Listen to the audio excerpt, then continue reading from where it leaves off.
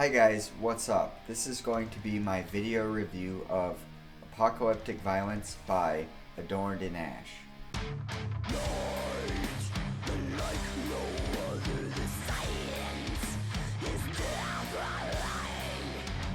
So for this review, I thought I would do something special.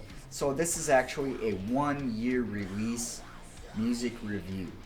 This album came out on the 20th of December last year, and I thought to commemorate the coming out of the album, since it's so good, I thought I would do a 1-year anniversary review for this. Now, first of all, I want to say that I want to break this up into 3 different categories.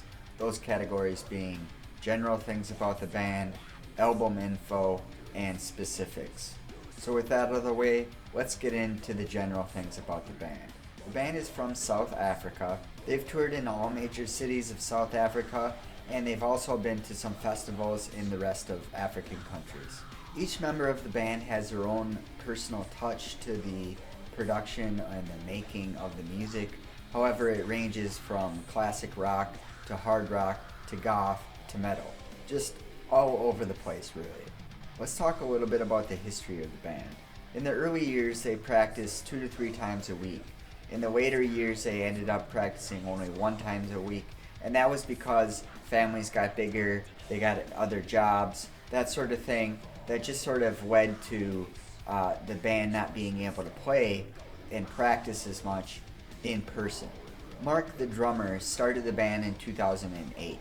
The initial band members were Mark Ivy on drums, Marius Visage on vocals, and Crystal Visser on guitar. Marinus joined on bass in 2012. Marius Visage left the band in 2011 or 2012. Crystal tragically died in a motorcycle accident. Robin then took over for Crystal on guitar, and then later on vocals. Visage can be heard doing the clean vocals on Bloodhunt Labyrinth from the first album. All other vocals were done by their new lead vocalist, Robin, who took over on vocals. The first gig that they played was in February of 2010 in a church. So the members of the band sort of changed a little bit in there, but it finally finalized in 2012. In 2015, they won an award for Best Death Metal Band, and in 2018, they won an award for Best Black Metal Band. So that just goes to show that nobody really knows how to place this band precisely in terms of genre. Mark says the award for Best Black Metal Band came with social media outrage and personal death threats. The 2 full-length albums that they came out with came out about 6 years apart. They have not played or rehearsed in over a year and a half, and while the band is still active, they probably will never play live again, and it's doubtful that they will ever release new music again, which is really, really sad. Robin moved to Cape Town, and Leon left at a similar time when his baby was born. Then COVID hit and venues closed. They played together for 12 years and did just under 150 live shows, Mark says. It was a good run, he says. Robin has done some solo instrumental stuff, which has gained some publicity. The rest of the band took a break, which Mark thinks was much needed. Mark misses playing live, and he says that maybe in the future he'd be open to helping another band out, but that as it is now, he sort of thinks that it was his baby. Adorned and Ash was sort of his baby, and it's hard to really commit to more than one band, and he doesn't want to do all these other side projects all at the same time, so that's kind of where that lands with that. They're still an active band technically, which means they still do interviews, they still sell merch, and they're still open to discussion with fans, etc. Now let's get into the album info. In terms of the writing process, Leon and Robin usually come up with something on guitar and then develop it a bit more individually, and then they sit together and they play together. Once they are almost done, Marinus will come in and add the bass part. Once there is a rough version, they then give it to Mark, and that takes the song in a whole different direction. Each member has full license to add their unique style to a song. That's why it ends up working so well, and why Mark thinks that they don't sound like every other generic band. Mark says they never really write in a particular style or genre, they just never approach it that way. For example, they never go, yeah, let's write a death metal song, and then the next one we'll write a black metal song. That just doesn't happen, they just don't do that. They get called hybrid metal a lot, but Mark personally just prefers extreme metal because it's a mishmash of most styles. Some people have said they sound like early Metallica, just with heavier drumming. Mark says, if you listen, you will seldom hear the same beat in a song. He doesn't like frantic blasting and kicking for 55 minutes because he thinks it's boring. And that's where he adds his own little touch to things, and he just likes to do it in a more creative way, you could say. They think a song should tell a story and not just try to play faster than another band.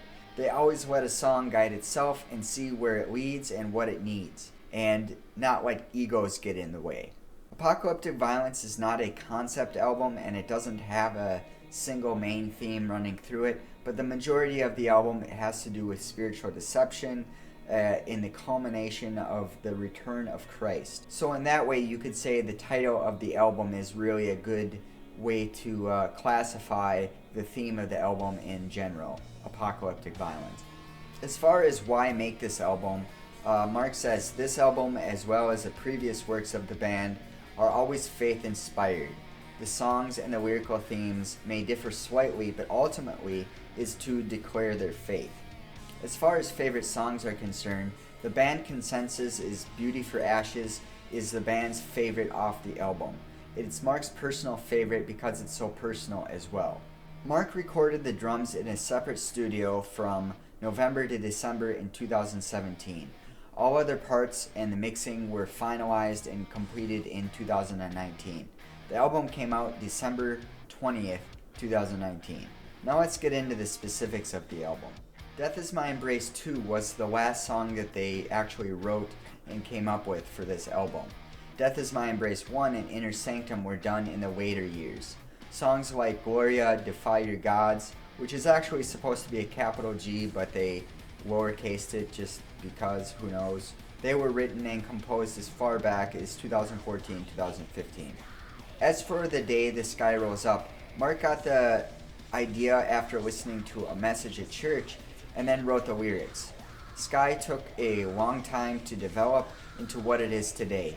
He thinks the mid-paced doomier effect works well to convey a song with an end times feel to it. In regards to Gloria, they were approached to do a song in the album A Brutal Christmas 2. They used the lyrics from the hymn but reworked the music. Gloria was first released on that album, but they weren't happy with it, so they went back and they re-recorded it with better production for Apocalyptic Violence. The current members of the band are Robin Ferguson, who plays rhythm and lead guitar and also does vocals, Rian Van Rensburg, who does rhythm guitar and backing vocals, Marius Turblanchi, who does bass, and Mark Ivy, who does drums. Robin started music at school with musical studies. Mark actively started drums in high school and studied music after school at college. Rian started young and can play numerous instruments. Marinus has played guitar and done vocals in a few other bands prior to Adorned and Ash. So guys, I thought because this particular CD is something special, I thought I would show it off a little bit. So here it is. Apocalyptic Violence. And the inside. And the back. And here's a really cool part. This is the booklet that it comes with. And it's not really a booklet at all. I'll show you in a minute. And it has this whole graphic thing here that kind of tells a story. It's pretty cool. And on the back you have the lyrics, and they go across and then down to the second level. And here's the CD. Now let's get on to the ratings, shall we? Now, personally, I want to say that I really enjoyed this album. I think it's a really good album if you like anything from impending doom to mortification to Scald and Vium to Crimson Moonlight. It really hits all those positive notes for extreme metal, and it's just really a good album. And you can tell they kind of went the extra mile with composing these songs. They didn't just settle on what they wanted. They really took a song from where it was and really improvised it and then improved on it and made it what each song is today. So let's get into the categories, shall we? For the rhythm and weight of the notes, the speed is rhythmic and groovy, the complexity is unifying, magnetic, and harmonizing, the atmosphere is fresh and impassioned, and the rhythm of sounds is new, unique, and expressive. For the notes and weight of the depth, the predictability or groove is exhilarating, modern, and satisfying. The composition is attuned, unifying, and orchestral. The layers are enjoying, fusing, and synchronized. The progression or climaxing is sophisticated, engaging, and unique. Perfect category here. For the depth in terms of the rhythm, the flow from one song to the next is perfect.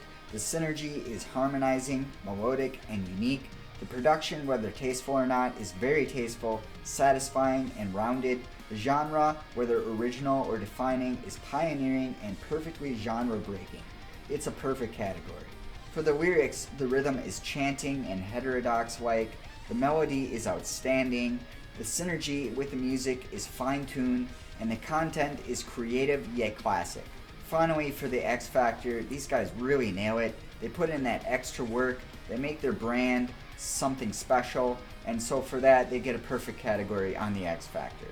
So altogether, that's going to put it at a 9.6 out of 10. Really fantastic album. Really think anyone should pick up this album if you're into extreme metal at all. So pick this one up, guys.